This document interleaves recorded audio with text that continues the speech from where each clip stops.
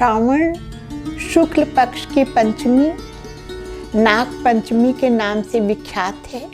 इस दिन नागों की पूजा की जाती है। दीवार पर गोबर से नागों की 5 आकृतियां बनाई जाती हैं। तरह तरह के खाद्य पकवान बनते हैं और नागों को दूध पिलाना शुभ माना जाता है। इस पर्व पर 2 कथाएं कही जाती हैं।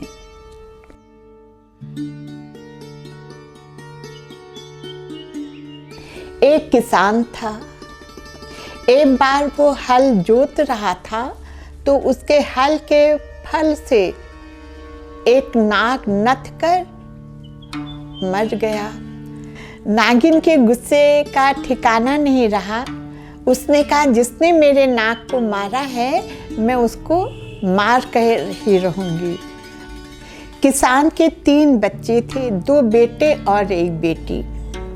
नागिन एक रात को गई। किसान, उसकी पत्नी और दोनों बेटों को डस लिया। सुबह हुई तो बेटी ने जब ये देखा तो वो दूध का कटोरा तैयार करके बैठी। यहाँ नागिन ने कहा, उसकी एक बच्ची बची है, अब मैं उसको भी मार आऊं। वो जब बच्ची को डसने के लिए पहुंची तो वो उनके सामने दूध का कटोरा लेकर बैठ गई और बड़े भक्ति भाव से उनकी प्रार्थना करने लगी। नागिन बड़ी प्रसन्न हुई। कहा, मैं आई तो तुम्हें डसने थी, पर तुम्हारे भक्ति भाव को देखकर मैं बहुत प्रसन्न हुई। मांगो, क्या वरदान मांगती हो? तो उसने कहा, आप मेरे माता पिता और दोनों भाइयों को जीवित कर दे और आज के दिन जो भी आपकी पूजा करे उसे आपके वंश का कोई भी ना डसे। नागिन ने कहा, जाओ, तुम्हारा मनोरथ पूर्ण हुआ। जैसे उनके दिन बहुरे वैसे सबके दिन बहुरे।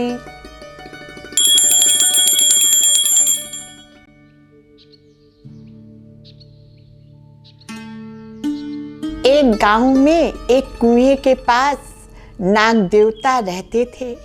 वो नाग देवता सभी बच्चों को स्कूल जाते हुए देखते और बड़े प्रसन्न होते। उन्होंने कहा, ये बच्चे पढ़ने जाते हैं, मैं भी पढ़ने जाऊंगा। और वो मनुष्य का रूप धरकर एक छोटे बच्चे का जाकर पढ़ने लगे और एक मेधावी छात्र के रूप में सुविख्यात हो गए। एक बार एक स्त्री उस कुएं से पानी भरने आई तो उसने नाग देवता को बालक के रूप में परिवर्तित होते हुए देख लिया।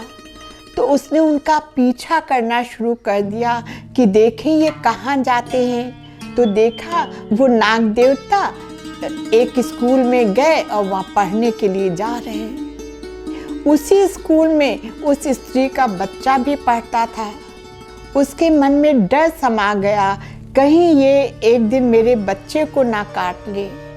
वो उस स्कूल के प्रधानाचार्य के पास गई और कहने लगी, आचार्य जी, आप उस बच्चे को निकाल दीजिए इस स्कूल से। तो आचार्य जी ने कहा, वो बच्चा तो बहुत अच्छा है, बहुत मेधावी है, बड़ा आज्ञाकारी है, मैं उसे कैसे निकाल दूँ? तो उन्होंने कहा, नहीं नहीं, आप निकाल दीजिए। वो बच्चा नहीं है, वो नाग देवता हैं, बच्चे का रूप धरकर आते हैं।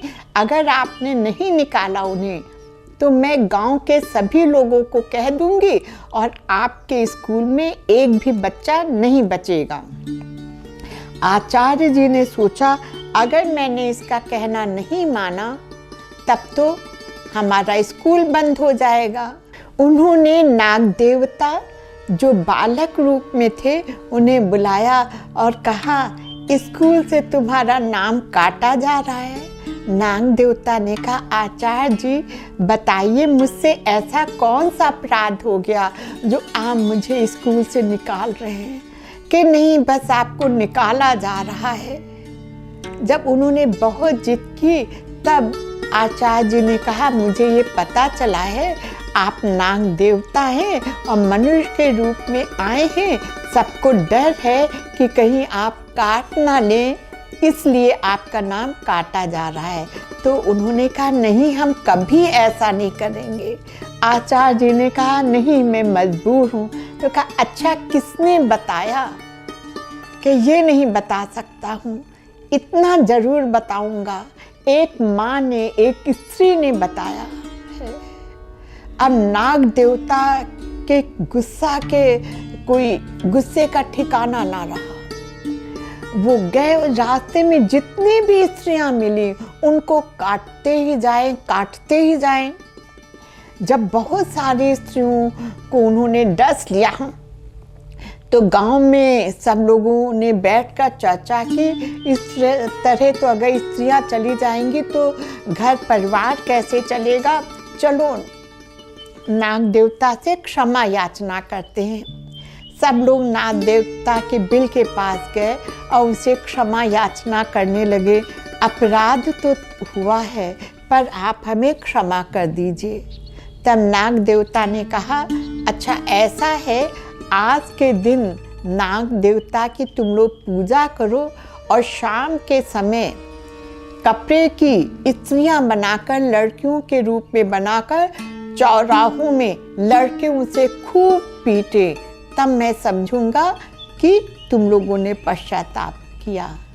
तब से इस तरह प्रथा मनाई जाने लगी और सब लोग, गांव के लोग खुश होकर रहने लगे। जैसे उनके दिन बहुरे वैसे सबके दिन बहुरे।